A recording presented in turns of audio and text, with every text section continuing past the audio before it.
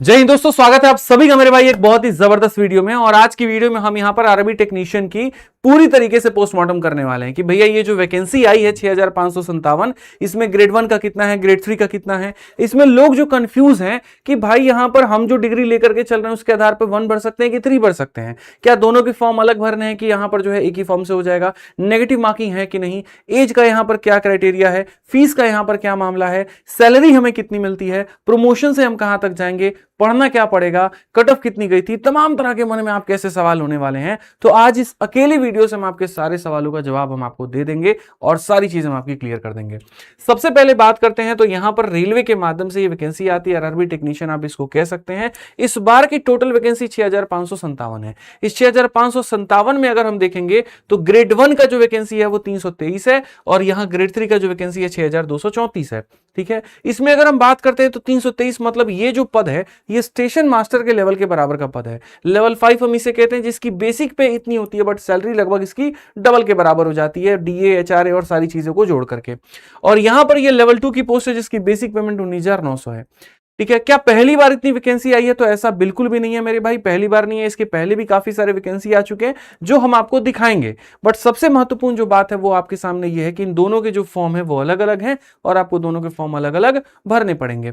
अगर हम बात करें पहले की वैकेंसी को लेकर के तो 2024 में ग्रेड 1 का 1092 पद था और यहां ग्रेड 3 का लगभग 13,000 पद था, क्योंकि 4 साल 5 साल के बाद में यहां पर यह वैकेंसी आई थी। तो मतलब काफी समय का एक्यूमुलेटेड वैकेंसी था, जमा था, एक ही बार में आया और लगभग 14,298 पदों का जो है वो भर्ती पूरा हो गया। 2025 में मतलब चूंकि रेलवे ने यहां पर यह घोषणा कर दिया कि हम ज्यादा वैकेंसी नहीं लाएंगे लेकिन रेगुलर लेकर के आएंगे। इससे क्या रहेगा, बच्चों का थोड़ा सा बढ़िया पढ़ने में मन भी लगा रहेगा और वो निराश भी महसूस नहीं करेंगे और हमारी भी जो भर्तियां हैं वो एक साइकिल बन जाएगा, पूरा हो जाएगा तो चलता रहेगा। तो जब 2025 की बारी आई तो ग्रेड 1 में यहां पर क्या हो गया, सीधा 183 पद हो गए और ग्रेड 3 में 6055 यानी 6200 के करीब में है। अब चूंकि वो हर साल वैकेंसी निकाल रहा है तो इस बार जब रेलवे की 2026 की जो टेंटेटिव वैकेंसी आई है उसमें ग्रेड 1 का 323 पद है, ग्रेड 3 का इतना है। तो पिछली बार के मुकाबले बच्चों हम कह सकते हैं कि ये बहुत अच्छी खबर है, बहुत अच्छी न्यूज है और इससे आपको फायदा मिलेगा ही मिलेगा। अब अगर हम बात करें यहां पर तो जो नोटिफिकेशन आया उसके अंदर में क्या क्या बातें कही गई, तो सबसे पहली बात तो कही गई जी फॉर्म भरने का डेट 30 जून यानी आज से आपका फॉर्म भरने का टाइम जो है वो स्टार्ट हो चुका है। आप जाकर के आरआरबी की वेबसाइट पर फॉर्म इसकी भर सकते हैं। ठीक है, कब से लेकर के कब तक आप फॉर्म भर सकते हैं, तो 30 जून से लेकर के 29 जुलाई तक, कुल मिलाकर के 1 महीना मिला है, क्योंकि लाखों की संख्या में इसमें कैंडिडेट जो है अप्लाई करते हैं। ठीक है, अच्छा खासा उनको समय चाहिए होता है फॉर्म भरने के लिए, डॉक्यूमेंट्स को रेडी करने के लिए, उसके बाद में पेमेंट के लिए, तो 1 महीने का पूरा पूरा वक्त मिलता है। फीस भरने की अंतिम डेट 31 जुलाई है और कहीं पर अगर कोई भी तरह से फॉर्म में गलती हो जाती है तो पहले करेक्शन का विंडो नहीं मिलता था लेकिन अब करेक्शन का भी विंडो मिलने लगा है। 1 तारीख से लेकर के 10 तारीख तक आप इसका फॉर्म मतलब कोई भी सुधार कर सकते हैं।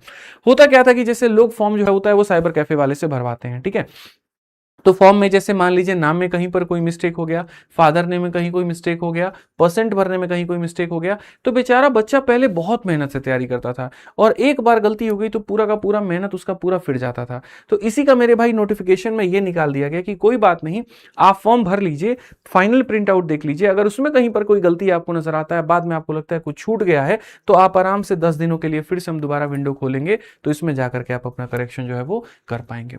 अगर हम बात करते हैं तो फॉर्म में आधार से डिटेल को वेरीफाई आपको करना है, इस बात को ध्यान रखिए, क्योंकि आधार एक सबसे बड़ा मेरे भाई टूल माना गया है पूरे के पूरे फॉर्म को वेरीफाई करने का। वहां जो नाम है, जो स्पेलिंग है, वही आपके फॉर्म में होना चाहिए, नहीं तो फॉर्म आपका रिजेक्ट हो जाएगा। और साथ में लाइव फोटो के समय कृपया करके टोपी या चश्मा सलमान खान या अजय देवगन बनने की कोशिश ना करें। लाइव फोटो में आपके दोनों कान अच्छे से दिखें, आपकी आंखें दिखें और अब फोटोग्राफी होगी तो वहां बढ़िया से फोटो ले पाएं।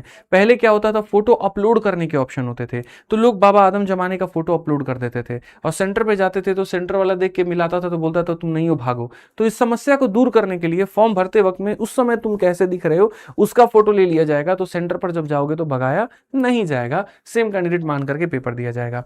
रेलवे की सबसे मजे की बात यहां पर यह है कि जब आप इसके फॉर्म को दोस्त मेरे भरते हो तो फॉर्म को भरते वक्त में यहां पर कहानी क्या होती है, देखिए आप इसके फॉर्म को जब भरेंगे तो जो जनरल कैंडिडेट है, ओबीसी के हैं या ईडब्ल्यूएस के हैं, 500 रुपए फॉर्म भरने का लगता है। लेकिन जब आप इसका पहला सीबीटी 1 पेपर देने जाते हो तो 400 रुपया वापस हो जाएगा। अच्छा, इसमें कितने पेपर होते हैं, प्री होता है, मेंस होता है, क्या होता है, सिर्फ एक पेपर होता है और वो पेपर देकर के घर पर पहुंचोगे, कुछ दिनों के अंदर में तुम्हारे 400 रुपए वापस हो जाएंगे। और एससी एसटी या फीमेल कैंडिडेट के 250 रुपए फॉर्म के भरे जाते हैं, बट पेपर देने के बाद में पैसे वापस हो जाते हैं। ऐसा क्यों होता है? इसीलिए होता है ताकि भारी संख्या में बेफिजूल के जो लोग हैं वो फॉर्म को ना भरें। अगर फॉर्म की कोई फीस नहीं होती है, लोगों की संख्या बहुत ज्यादा हो जाती है अप्लाई करने में, और फिर यहाँ पर नॉन सीरियस कैंडिडेट ज्यादा होने के कारण सेंटर तो रेलवे बुक कर देती है, पैसा हर जगह लगा देती है, लोगों की अटेंडेंस मात्र 50 से 60% पहुंचती है। तो इसीलिए यहाँ पर यह टेक्निक अपनाया जाता है कि जब लोग पैसा देंगे तो कहीं ना कहीं गंभीर लोग ही जो है वही फॉर्म भरेंगे, बहुत ज्यादा कंपटीशन नहीं होगा, बहुत ज्यादा सेंटर नहीं बुक करना होगा, परेशानी बहुत ज्यादा नहीं होगी। तो ये इसका एक कारण है। ठीक है, रिफंड की रही बात, तो रिफंड आपके अपने आधार कार्ड से जो लिंक बैंक अकाउंट है उसमें आता है। तो फॉर्म में साइबर कैफे वाले का, अच्छा इसमें क्या करते हैं, कुछ साइबर कैफे वाले बड़े चालाक होते हैं, उसमें अपना बैंक अकाउंट डाल देते हैं। आप ये सोचते हैं मेरा पैसा नहीं आया, रेलवे को गरिया रहे होते हैं, अब पता चलता है आपका पैसा कौन लेके बैठ गया, साइबर कैफे वाला लेके बैठ गया, अब बढ़िया पार्टी मस्ती कर रहा है। तो कृपया करके उसमें अपना ही अकाउंट नंबर डाले, इस बात का आप यहां पर ध्यान रखें। ठीक, क्या मेरे भाई फॉर्म बुढ़ापे तक आप भर पाएंगे या जवानी में एकदम यहां भर पाएंगे? तो ना बुढ़ापा ना जवानी, उसकी एक सीमा होती है। ठीक है, बहुत इमेच्योर लोग भी नहीं चाहिए और बहुत ओवर एज लोग भी नहीं चाहिए। तो यहां जो एज रखा गया है ग्रेड 1 के लिए वो 18 से लेकर के 33 साल तक, और ग्रेड 3 के लिए 18 से लेकर के 30 साल तक। ठीक है, पहली वैकेंसी में कोरोना का मेरे भाई कहीं ना कहीं जो है वो एक रिलैक्सेशन मिला था, लेकिन धीरे धीरे वो पूरा खत्म होता गया। इसमें कोविड का कहीं पर कोई रिलैक्सेशन नहीं है। अब इसमें जो रिलैक्सेशन मिलता है वो मिलता है इसके कैटेगरी के कारण। जैसे ओबीसी वालों को 3 साल का रिलैक्सेशन मिलता है, और उसके बाद में एससी एसटी वालों को 5 साल का रिलैक्सेशन मिलता है। ओबीसी में भी एक बात जो नोटिस करने वाली है वो एनसीएल मतलब नॉन क्रीमी लेयर है। ठीक है, नॉन क्रीमी लेयर भी दो तरह के होते हैं, एक राज्य सरकार पर अलग होता है, केंद्र सरकार पर अलग होता है। जैसे बिहार में अगर कोई नॉन क्रीमी लेयर है तो बिहार की सारी भर्तियों में वो अप्लाई कर सकता है, लेकिन जब केंद्र की भर्ती भरेगा जैसे कि एसएससी हो गया, रेलवे हो गया, उसमें मान्यता नहीं होता है। तो दो तरह के मेरे भाई हमेशा कास्ट के सर्टिफिकेट बनते हैं, राज्य सरकार में प्रमाणित, केंद्र सरकार में प्रमाणित। तो यहां जो माना जाता है वो मेरे भाई सेंट्रल गवर्नमेंट के लिए जो अप्लाइड होता है वो माना जाता है। तो आप यहां पर वो वाला ओबीसी का सर्टिफिकेट है तो ही आप यहां पर जो है वो रिलैक्सेशन भी क्लेम कर सकते हैं, और कट ऑफ भी आपका ओबीसी का ही लगेगा। अगर वो नहीं है तो आप जनरल कैटेगरी में काउंट होंगे, और फिर जो जनरल कैटेगरी की कट ऑफ जाएगी आपको उससे नंबर लाना पड़ेगा, तब जाकर के आप क्वालिफाई कर पाएंगे। इस बात का आप यहां पर खास तौर पर ध्यान रखें। अगर हम बात करते हैं कि भाई दो तरह के पद है, जहां पर एक पद जो है स्टेशन मास्टर के बराबर है और जो दूसरा पद है उसका लेवल 2 का नौकरी है, तो इसके लिए एजुकेशनल क्वालिफिकेशन क्या चाहिए? तो देखिए जितने भी बड़े पद होते हैं उनमें ग्रेजुएशन एक न्यूनतम क्राइटेरिया होती है, मिनिमम मानक होती है, उतना माना जाता है। तो जो ग्रेड 1 हो गया आपका, उसमें आपका बीएससी, बीए नहीं चलेगा भाई, बीए कुछ भी नहीं चलेगा, याद रखो, कॉमर्स आर्ट्स वार्ट्स कुछ भी नहीं चलेगा, बीएससी चलेगा, या तो फिजिक्स में हो या इलेक्ट्रॉनिक्स में हो या सीएस में हो या आईटी में हो या इंस्ट्रूमेंटेशन में हो। ठीक है, या आपने बीटेक किया हो या बैचलर इन इंजीनियरिंग किया हो तो चलेगा, या फिर आपने डिप्लोमा किया हो इंजीनियरिंग में तो आपका चलेगा। तो आप इस पद के लिए एलिजिबल है, अन्यथा नहीं है। क्योंकि देखिए टेक्नीशियन शब्द से नाम क्या जाता है, टेक्निकल पद, और टेक्निकल पद के लिए जो डिग्री अभी चाहिए होंगी वो टेक्निकल चाहिए होंगी। पता चले साहित्य में तुम ग्रेजुएशन करके बैठे हो और इसमें अप्लाई करो तो किसी काम का नहीं है, इसलिए मेरे भाई यहां पर नहीं लिया जाता है, टेक्निकल डिग्री ही चाहिए होती है। अब इसमें बात करें ग्रेड 3 को लेकर के, ग्रेड 3 में दो तरह की नौकरियां हैं। एक यहां पर जो हो गया एसएनटी यानी सिग्नल और ये करके है, ठीक है, मतलब सिग्नल टी का मेरे को ध्यान नहीं आ रहा है शायद। ठीक है, तो एक एसटी वाला अलग है और एक एसटी वाला अलग है। इसमें क्या होता है, देखो ग्रेड 3 में दो भर्तियां हैं, इस वाले में अगर आप जाओगे तो इसमें 10th के साथ में तुमको आईटीआई चाहिए होगा, समझ में आ गया बात यहाँ पे। और इसमें यहाँ पर 10th के साथ में जो होगा वो CCAA चाहिए होगा आपका। ठीक, इसमें एक और बात, यहाँ पर लोगों का कहना है कि जी हमने बीटेक किया तो ग्रेड 3 भर पाएंगे, नहीं भर सकते, अलाउड नहीं है, मैं आपको बताऊं। ठीक है, अच्छा हम 12th किए हैं तो भर पाएंगे, हाँ सिग्नल ट्रेड ना, टेली कम्युनिकेशन, ठीक है, वही ध्यान से मेरे से उतर गया था एकदम यहाँ पे। तो जैसे इसमें ग्रेड 3 में जो हो गया वो एक और पोस्ट है सिग्नल एंड टेली कम्युनिकेशन, तो इसमें कौन से वो लोग भर सकते हैं, तो इसमें दोनों लोग भर सकते हैं, जो 10th और आईटीआई किए हैं वो भी भर सकते हैं, और जो 12th किए हैं फिजिक्स और मैथ्स में मेरे भाई यहाँ पर वो भी भर सकते हैं। मैं फिर से रिपीट करता हूँ, 10th आईटीआई वाले दोनों भर पाएंगे, लेकिन जो 12th किए हुए हैं फिजिक्स और मैथ्स के साथ में वो इसको भर सकते हैं लेकिन इसको नहीं भर सकते। इस बात का यहाँ ध्यान रखिए, साफ तौर पर ये लाइन मैंने यहाँ पर मेंशन कर दिया, इसको लेकर के कंफ्यूजन हद से ज्यादा है। अब अगर हम बात करते हैं यहाँ पर, तो चलो 2 पद हो गए, बढ़िया बात हो गई। फॉर्म कितने से मेरे भाई डेट हो गया, वो भी बात हो गई। कब से कब फॉर्म भर सकते हैं, वो भी बात हो गया। वैकेंसी लास्ट में कुछ सालों में कब आई, वो भी बात हो गई। ठीक है, अब सर एक्साइटेशन आ रहा है, मजा आ रहा है, अब लग रहा है फॉर्म भरने के लिए हम लोग रेडी हैं। तो पेपर यहाँ पर जो होगा वो कितने चरणों में होगा? ऐसा तो नहीं कि 4 साल का प्रक्रिया, ये बिल्कुल भी नहीं है मेरे भाई। सबसे फास्ट है यहाँ पर, एक ही पेपर होता है, कंप्यूटर बेस्ड टेस्ट। जब जब तुम्हारा सीबीटी शब्द आ जाए समझ लेना वो कंप्यूटर बेस्ड हो रहा है, ऑफलाइन नहीं हो रहा, ओएमआर का झंझट नहीं है। कंप्यूटर बेस्ड होता है तो 90 मिनट आपको मिलते हैं, और 90 मिनट मिलते हैं तो कंप्यूटर पर जनरली लिखने का तो काम होगा नहीं, यानी पेपर ऑब्जेक्टिव होगा। मतलब ऑप्शंस दिए गए होंगे, आपको उनको टिक करना होगा कि सही कौन सा है, गलत कौन सा है। हाँ, सिलेबस की बात करते हैं, कितने नंबर का होता है वो अभी हम आएंगे। जब आप कंप्यूटर बेस्ड टेस्ट का एक कट ऑफ निकलता है, मान लीजिए आप पेपर देने गए, पेपर देने के बाद में 10 लाख लोगों ने पेपर को दिया, लेकिन सारे लोगों को तो नहीं चूज किया जा सकता, तो शुरू के 1 लाख लोगों को चयनित किया जाता है उदाहरण के तौर पे। उसकी एक अपनी कट ऑफ होती है। जो 1 लाख लोग मेरे भाई कट ऑफ में आ जाते हैं तो उसको भेजा जाता है डॉक्यूमेंट वेरिफिकेशन के लिए। जी, आपका आधार कार्ड के साथ में आपका 10th का, 12th का, और जो जो डिग्री आपने बताई है कि हमने ये किया है, हमने ये किया, बस उसी को सत्यापित किया जाएगा। आपका जैसे डॉक्यूमेंट वेरीफाई हो जाएगा उसके बाद में डीएमई यानी डिटेल मेडिकल एग्जामिनेशन होता है। ठीक है, जनरली रेलवे की सारी नौकरियों के लिए आंखों का तंदुरुस्त होना बड़ा जरूरी है। सोचिए किसी को कलर विजन की समस्या है, लाल उसको हरा दिखता है, हरा लाल दिखता है, और आप उसको लोको पायलट बना दीजिए, तो यहां पर आप समझ लीजिए कि ट्रेन के साथ साथ आप भी स्वाहा हो जाएंगे। तो इसीलिए इसमें आंखों की जो है ना, मतलब एक तरीके से विजन बहुत जरूरी है। इसमें किसी का लेसिक सर्जरी है तो जहां जहां पर एथिक मेडिकल की जरूरत पड़ेगी उसमें उसको बॉयकॉट, मतलब सीधा सीधा मना कर दिया जाएगा, नहीं लिया जाएगा। जैसे अब इसमें सवाल होता है जी, चश्मा पहने हुए हैं तो हो पाएगा कि नहीं हो पाएगा, तो चश्मा पहने वाले लोग इसको अप्लाई कर सकते हैं। तो पहली बात, पेपर में कोई प्री और मेंस नहीं होता। दूसरी बात, यहाँ पेपर में नेगेटिव मार्किंग भी होता है, अभी हम समझाएंगे 1/3 का। ठीक है, डॉक्यूमेंट वेरिफिकेशन, जो आपके डॉक्यूमेंट है वहीं आपसे मांगे जाएंगे। मेडिकल एग्जामिनेशन में यहाँ पर जो होगा, आप एक तरीके से ये मान करके चलिए कि भैया चश्मा वाले लोग अप्लाई कर सकते हैं, लेकिन लेसिक सर्जरी वाले नहीं कर पाएंगे। इसमें एक और चीज है, एक पे लेवल पर सिर्फ एक ही फॉर्म भर सकते हैं। अगर आपने 2 भरे तो दोनों क्या हो जाएंगे, रिजेक्ट हो जाएंगे। बहुत लोग ज्यादा होशियारी बनते हैं कि एक पे लेवल पे 2-2, 3-3 फॉर्म भर देते हैं होशियार बन करके, तो फिर वहां पर कहानी तुम्हारी खत्म हो जाएगी। अब बताओ कितने पोस्ट तुम्हारे हैं, एक ग्रेड 1 और एक ग्रेड 3। ग्रेड 1 स्टेशन मास्टर का हो गया जिसमें 323 पद हैं। ठीक है, और ग्रेड 3 तुम्हारे सामने लगभग 6200 जो भी था हमारे सामने वो पद था। ग्रेड 1 चूंकि मेरे भाई जिसके अंदर हमें बैचलर इन साइंस की डिग्री की जरूरत थी, जिसके अंदर बीटेक की डिग्री की जरूरत थी, उसमें यहाँ पर उसका सिलेबस थोड़ा वास्ट होता है। ठीक है, उसमें जनरल अवेयरनेस आते हैं तुम्हारे 10 नंबर के, रीजनिंग आता है 15 नंबर का, कंप्यूटर एप्लीकेशन हो गया 20 नंबर का, गणित हो गया 20 नंबर का, और ये वाला बहुत जरूरी है, बेसिक साइंस एंड इंजीनियरिंग। चूंकि आपका बैकग्राउंड इंजीनियरिंग का है, आपका बैकग्राउंड टेक्निकल है, तो 35 क्वेश्चन आपके इतने हो गए। कुल मिलाकर के 100 सवाल 100 नंबर के, और समय कितना मिलता है, 90 मिनट। नेगेटिव मार्किंग होती है, जी हाँ बिल्कुल होती है, और कितने की होती है, 1/3 की होती है। इस बात को आप यहां पर ध्यान रखिए। ठीक, अब ये पूरा पूरा संपूर्ण आपका सिलेबस हो गया। इसमें आपके मन में इच्छा होगी, गुरुजी कट ऑफ कितनी जाती है, जरा वो बताइए। ठीक है, यहां पर आपका पेपर 100 नंबर का हो गया तो कट ऑफ भी तो जाती होगी। तो इसमें क्या होता है, अलग अलग जोन होता है। एक सिंपल कट ऑफ, जैसे सीजल में एक सिंगल कट ऑफ आ जाए, वैसा काम नहीं चलता है, जोन के हिसाब से कट ऑफ चलता है।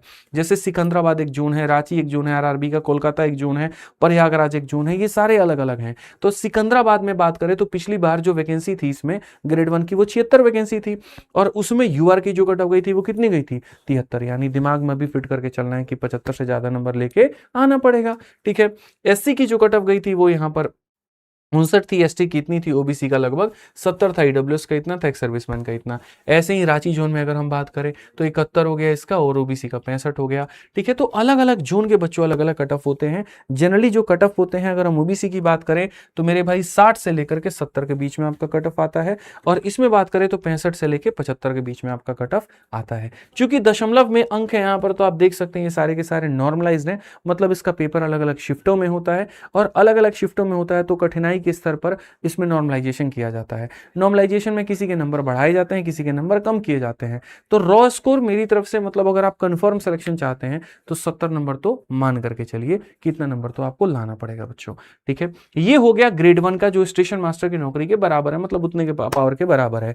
अब आ जाते हैं दूसरा वाला ग्रेड हमारे सामने 3, इसको लेवल 2 की नौकरी हम बोलते हैं। ये थोड़ा सा किसका कौन कर सकता था, जो 10th प्लस ITI किया हुआ है वो कर सकता है, और जो मेरे भाई SNT भरना चाहता है तो उसमें 10th और ITI और साथ में 12th में फिजिक्स और मैथ वाला, ठीक है। तो अब इसमें देखोगे तो इसमें बहुत वास्ट मेरे भाई डिग्रियां नहीं मांगी जा रही, तो इसीलिए सिलेबस भी बहुत वास्ट नहीं है।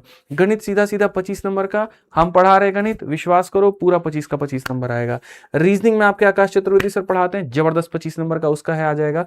जनरल साइंस आपका 40 नंबर। इसमें जो खेला होता है ना, मैथ और साइंस का खेला होता है, ये मान के चलो, ठीक है। और जनरल अवेयरनेस तुम्हारे सामने 10 नंबर का, यहां भी 100 प्रश्न है, वहां भी 100 प्रश्न थे, वो भी 100 नंबर का था, ये भी 100 नंबर का था, वहां भी 90 मिनट, यहां भी 90 मिनट। पाठ्यक्रम में दोनों में क्या आ गया, बदलाव आ गया, ठीक है। उसका कट ऑफ हम आपको अलग अलग जोन का दिखाएं, इसका कट ऑफ हम आपको अलग अलग जोन का दिखाते हैं। वहां पर भी जैसे था आपके सामने सिकंदराबाद, रांची, ये यहाँ देखो बेंगलुरु, यहाँ साउथ का हमने थोड़ा लिया, बेंगलुरु हो गया, त्रिवेंद्रपुरम हो गया, चंडीगढ़, जम्मू, श्रीनगर, मालदा, भोपाल, ये सब, यहाँ भी सिकंदराबाद है, ठीक है। वैकेंसी आपके सामने इतनी है, और जो ऑफिशियल कट ऑफ है, जैसे वहां पर आपके इसमें देखो कट ऑफ कितनी जाती है, 84 के करीब में, इतने के करीब में, मतलब आप इसमें देख सकते हो। हालांकि ये मैंने एक जनरल कैटेगरी का बताया है, ठीक है। उसमें कट ऑफ कितना कम था, इसमें कट ऑफ कितनी ज्यादा है। वहां पदों की संख्या जबकि कम थी, यहाँ पदों की संख्या ज्यादा है। क्यों, ज्यादा लोग अप्लाई करते हैं, ठीक है। बहुत कम ऐसे लोग होते हैं, देखो 10th पास करने वाले लोगों की संख्या ITI के साथ में देखोगे बहुत ज्यादा है, लेकिन वही बीटेक वालों की देखोगे तो वहां पर क्या है, कम है, ठीक है। तो यहाँ भीड़ बहुत ज्यादा है, ये ज्यादा तैयारी कर रहे होते हैं बढ़िया से,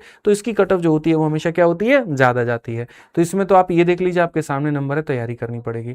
अब इसमें बात करते हैं कि जी सटीक तैयारी यहाँ कैसे हो, पूरा आपके सामने डिटेल में देख लीजिए। यहाँ पर PCM physics chemistry math category wise आपके सामने है, अलग अलग जोन का, UR में कितना, SC में कितना है, ST में कितना है, पूरा OBC। चाहे तो स्क्रीनशॉट लेके रख सकते हैं अपने एक टारगेट को सेट करने के लिए कि अगर इस बार कंफर्म सिलेक्शन लेना है तो हमें कितने नंबर लेके आने पड़ेंगे। अब बात आती है इसके तैयारी को लेकर के, तो देखो चाहे ग्रेड 1 की बात करो चाहे ग्रेड 3 की बात करो, इसमें तुम्हारा मैथ हो गया, उसके बाद में रीजनिंग हो गया, इसके बाद में साइंस हो गया, इसके बाद में GS हो गया। अगर सटीक तरीके से सही जगह पर नहीं पढ़ा तो तुम्हारे लिए समस्या बहुत बड़ी खड़ी हो सकती है। और ऐसे केस में मैं आपको बताऊं तो जो हमने आपकी तैयारी के लिए मेरे भाई सबसे बेस्ट उपाय किया है, वो हमने आपके लिए किया है मेरे भाई बैच में, आपका वंदे भारत बैच, ठीक है। एक रेलवे की अलग अलग परीक्षाओं को ध्यान में रखते हुए, उनके पेपर को ध्यान में रखते हुए, क्वेश्चंस के लेवल को ध्यान में रखते हुए हमने एक बैच बनाया, और उस बैच का नाम ही आपके वंदे भारत के साथ में रख दिया कि वंदे भारत रेलवे का पूरा पूरा फाउंडेशन बैच है। एक तरीके से कि जिसके अंदर में अगर कोई बच्चा तैयारी करता है तो वो NTPC हो गया, ALP हो गया, टेक्नीशियन हो गया, वो किसी भी परीक्षा में अगर वो बैठेगा तो कंफर्म सिलेक्शन लेगा। इसके अंदर मैथ्स में खुद पढ़ा रहा हूँ, रीजनिंग में आकाश चतुर्वेदी सर पढ़ा रहे हैं, साइंस में आपकी आरती मैम पढ़ा रही हैं, जिनकी काफी अच्छी पकड़ है रेलवे के ऊपर में, और GS में हमारी पूरी की पूरी टीम है, ठीक है। ये बच्चों जो बैच है आपका यहाँ पर अभी इसके जो है ऑफर में चल रहा है, 999 इसकी फीस है, और 999 में कंप्लीट 899 तो खाली मेरा मैथ का होता है, 899 सर का होता है, रीजनिंग का, और ऐसे करते करते 5000 का करीब ये बैच है। लेकिन अभी आपको मिल रहा है ऑफर में 999 में, तो विद्याग्राम एप्लीकेशन जाकर डाउनलोड करके आप इसमें एनरोलमेंट कर सकते हैं। पेपर को क्लियर करने के लिए दो चीजें चाहिए होती हैं, एक तो मेरे भाई पढ़ना, जिससे कंसेप्ट हमारा क्लियर हो पाए, तो वो आपको यहाँ पर ये बेस्ट टीम है रेलवे की जो जबरदस्त तरीके से आपको पढ़ा रही है, इससे आप कर लेंगे। और दूसरा होता है आपका प्रैक्टिस करना। प्रैक्टिस करने के लिए मैथ और साइंस का सबसे बड़ा रोल होता है, तो मैथ और साइंस के लिए हम लोग किताब निकाल दिए हैं, ठीक है। ये किताबें हैं जो कि बहुत फेमस किताबें हैं, और ये पीली किताबों के नाम से जाना जाता है, ठीक है। अगर आप यहां पर देखेंगे तो रेलवे को लेकर के यहां पर ये वाली जो किताब है पीली किताब के नाम से बहुत फेमस है। रेलवे के कंप्लीट मैथ की तैयारी आपकी इस रेलवे गणित की किताब से हो जाएगी, और ऐसे ही रेलवे में जो GS और साइंस मिला करके जो हो जाएगा वो आपका ये रेलवे सामान्य अध्ययन का हो जाएगा। तो दोनों पीली किताबें अपने आप में पर्याप्त है रेलवे के आपकी पूरे सिलेबस को कवर कराने के लिए। कितने में आती हैं, क्या आती हैं, वो आप खुद देख लीजिएगा, फ्लिपकार्ट पे, अमेजन पे, अलग अलग जगहों पर। पढ़ाई यहां से कर लीजिए, अभ्यास यहां से कर लीजिए, इतना काफी है, इससे ज्यादा करने की और कोई जरूरत नहीं है, ठीक। अब थोड़ी आगे चर्चा करते हैं, दोनों के बारे में हमने जाना, अभी पैसा वाला पार्ट बाकी है, प्रमोशन बाकी है, सैलरी बाकी है, सारी चीजें बाकी हैं, सब बताएंगे, ठीक है। तो टेक्नीशियन में ग्रेड 1 और 3 का जो DV का प्रक्रिया है वो क्या है। DV जैसे आप पहले कट ऑफ क्लियर करते हो, फिर DV के लिए आपका कॉल लेटर आता है, कॉल लेटर आता है तो ग्रेड 3 में आपको ये सारे डॉक्यूमेंट लेके जाने होते हैं, और ग्रेड 1 में आपको ये डॉक्यूमेंट लेके जाने होते हैं। आप इसका भी स्क्रीनशॉट लेके रख सकते हो, ताकि पहले से ये सारे के सारे डॉक्यूमेंट आप अपना जो है वो रेडी करा के रख पाओ। पता चले कि वहां बाद पछताए क्या हुआ जब चिड़िया चुग गई खेत, ठीक है। डेट बीत गया, डॉक्यूमेंट आपके पास था ही नहीं, तो नौकरी आपको मिलेगी नहीं, ठीक। अब जैसे दोनों पद हैं तो इनके अलग अलग मेडिकल स्टैंडर्ड हैं, और रेलवे ने सबका कोड अपना दे रखा है। किसी में A3 की आवश्यकता है, किसी में B1 की आवश्यकता है, किसी में B2 की आवश्यकता है, किसी में C1 की आवश्यकता है।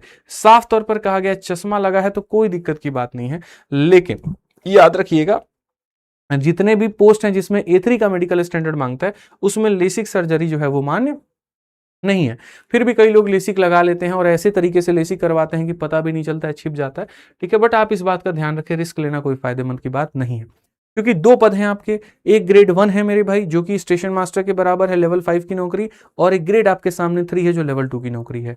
जैसे इसमें हमने कहा था कि बेसिक पेमेंट आपको इतनी मिलती है, फिर उसके बाद हो जाता है डीए। डीए अभी बढ़ करके काफी अच्छे पोजीशन पर आ चुका है। डीए का मतलब होता है महंगाई भत्ता। जैसे जैसे महंगाई बढ़ती है तो ये परसेंटेज भी बढ़ता है। इस संख्या का इतना परसेंट अगर आप निकालेंगे तो इतने के करीब में आ जाएगा। एचआरए मतलब हाउस रेंट अलाउंस, ठीक है। इस संख्या का इतना परसेंट निकालेंगे तो इतना आ जाएगा। टीए का मतलब आने जाने का खर्चा, ट्रैवल अलाउंस, जो कि यहाँ पर इतना हो जाएगा, और बाकी कुछ और भत्ते होते हैं जो मिलाकर के इतना। जब इस पैसे में सारी चीजों को जोड़ देते हैं तो लगभग इन हैंड की जो सैलरी है वो आपको इतना मिल जाती है। और यहीं पर जब आप इसमें जाते हैं लेवल 3 वाले में, तो इसकी बेसिक पेमेंट डीए और सारे मिलाकर के इतना। अच्छा, ये चीज जितना परसेंट डीए यहाँ रहेगा उतना ही परसेंट यहाँ रहेगा। तो रेलवे की सारी पदों में डीए का परसेंटेज सेम, सारी पदों में एचआरओ का परसेंटेज सेम। जो चेंज होता है वो बेसिक पेमेंट होता है, और बेसिक पेमेंट के आधार पर सबकी कैलकुलेशन करके फाइनल सैलरी और उसके पर फाइनल सैलरी आपको मिल जाती है। बड़ी छोटी छोटी बातें हैं जी। डीए समय समय पर बढ़ते रहता है, जैसे मैंने कहा आपको। एचआरए भी आपके शहर के ऊपर में निर्भर करता है। मेट्रोपॉलिटन सिटी में एचआरए ज्यादा होता है। बाद में कहीं बोल दो हमको तो एचआरए जो है वो यहाँ पर 15% या 20% मिल रहा है, तो भाई गांव देहात में पोस्टिंग होगी तभी वहां मिल रहा होगा। अब जैसे लखनऊ में आप रूम का किराया देखिए, और एक छोटे से गांव बरेली या कहीं गोंडा बस्ती में जाकर के आप वहां किराया देखिए, फर्क है।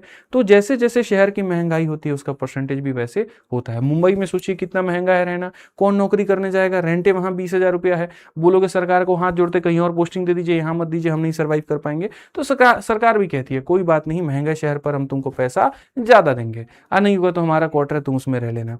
इस तरह की बात है। मेडिकल की सुविधा बहुत अच्छी मिलती है। रेलवे में अगर आप नौकरी करते हैं तो जो अच्छे पद होते हैं उनमें ज्यादातर ये फायदा मिलता है कि पूरे भारत में आप, या हो सकता है आपका पूरा परिवार समेत, फ्री में कहीं पर भी ट्रैवल कर सकते हैं। एक पास बना दिया जाता है, उसके आधार पर आप बढ़िया मौज मार सकते हैं, एवन मतलब यहाँ पर घूम सकते हैं आप, ठीक है। और बाकी समय के साथ तो सैलरी आपकी बढ़ रही होती है।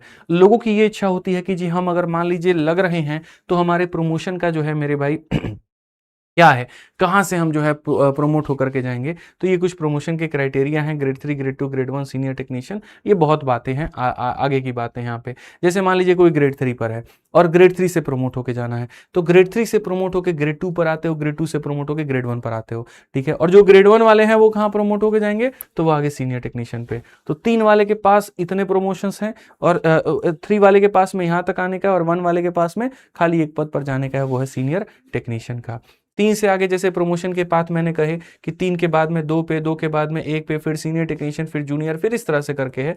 और 1 वाले के पास में यहाँ पर ये सारा प्रमोशन हो गया। बट वो डिपेंड करता है, आजकल प्रमोशंस बहुत फ्लो है डिपार्टमेंट में, ठीक है। आप कितने पहले नौकरी को ज्वाइन करते हो, कितने कम एज में ज्वाइन करते हो, ये सारी बातों के ऊपर में कुल मिलाकर के चीजें डिपेंड करती हैं। आवेदन की प्रक्रिया यहाँ पर क्या है, बहुत शानदार तरीके से ये स्लाइड में आपको सारी बातें बता रखी हैं कि ऑनलाइन आवेदन के मुख्य स्टेप यहाँ पर क्या है। तो आरआरबी का पोर्टल खोलना है, अप्लाई पर आपको क्लिक करना है, नाम, जन्म तिथि, पता और ये सारी चीजें आपको करनी है। जो भी डिग्री ली है आपको वो मेरे भाई देखना है। हालांकि साइबर कैफे वाले भी कर देते हैं, आप भी यहाँ पर करते हैं, बट ध्यान रखिएगा फॉर्म भरते वक्त में आधार वाले जो डिटेल है वो सही होने चाहिए। और यहाँ पर इन बातों का, फॉर्म भरते वक्त में नाम, जन्म तिथि, फोटो, सभी दस्तावेज सही से मैच हो, सही मोबाइल नंबर, सही ईमेल आईडी हो, फोटो हस्ताक्षर एकदम सही तरीके से हो। गलत जानकारी देने पर आवेदन रद्द हो जाएगा, इस बात का आप यहाँ पर ध्यान रखें। तो ये हमारी तरफ से पूर्ण जानकारी थी। आपके मन में कोई और संदेह होता है, किसी और तरह की चीजें होती हैं तो वो भी बताइए, ठीक है। क्योंकि पद बहुत शानदार हैं, 2 अलग अलग तरह के पद हैं, दोनों के पैसे काफी अच्छे हैं, प्रमोशंस काफी अच्छा है, पावर काफी अच्छा है, पोस्टिंग ऑल ओवर इंडिया है, मतलब जो जोन में आप सेलेक्ट करते हो जनरली उसकी बात मैं कर रहा हूँ, ठीक है। तैयारी बहुत आसान है, आप आराम से वंदे भारत बैच के साथ में कर सकते हैं, अपनी बुक्स के साथ में कर सकते हैं, ठीक है। नेगेटिव मार्किंग भी है 1/3 का, सिर्फ एक प्री का पेपर है, मेंस का कहीं कोई झंझट नहीं है, कोई यहाँ फिजिकल विजिकल का कोई ड्रामा हुआ नहीं है, ठीक है। तो बढ़िया मौका है आपके पास में कि आप इसमें जा सकते हैं, इसमें अपना सिलेक्शन ले सकते हैं। तो बढ़िया से तैयारी करिए। अगर फॉर्म में कहीं पर कोई मेरी तरफ से मिस्टेक रह गया हो बताने में, तो उसको माफ करें या बता दें हमें, कमेंट बॉक्स में हमसे करेक्ट कर देंगे। और अगर आपको लगता है कि हाँ सर मेरा ये डाउट है क्लियर नहीं हुआ, तो आप कमेंट बॉक्स में मेरे भाई बता दो, हम वहां भी क्लियर कर देंगे। साथ के साथ एक और बात बताएं तो इस चैनल का पूर्ण रूप से उद्देश्य यही है कि आपको सटीक जानकारी सही समय पर दी जा सके और आपको सही गाइडेंस दी जा सके। तो ये चैनल आपका अपना, इसको सब्सक्राइब करके रख लीजिए, ठीक है। हर वक्त में आप फायदे में ही रहेंगे। आदित्य रंजन टॉक्स हमेशा एक बात करता है, टॉक्स करता है, और टॉक्स किस पे करता है, रोजगार के ऊपर में, आपके सिलेक्शन के ऊपर में, ठीक है। तो चलिए मिलते हैं अगली वीडियो में, आज के लिए इतना ही है। ध्यान रखिए, खुश रहिए, मस्त रहिए, बहुत बहुत धन्यवाद, जय हिंद।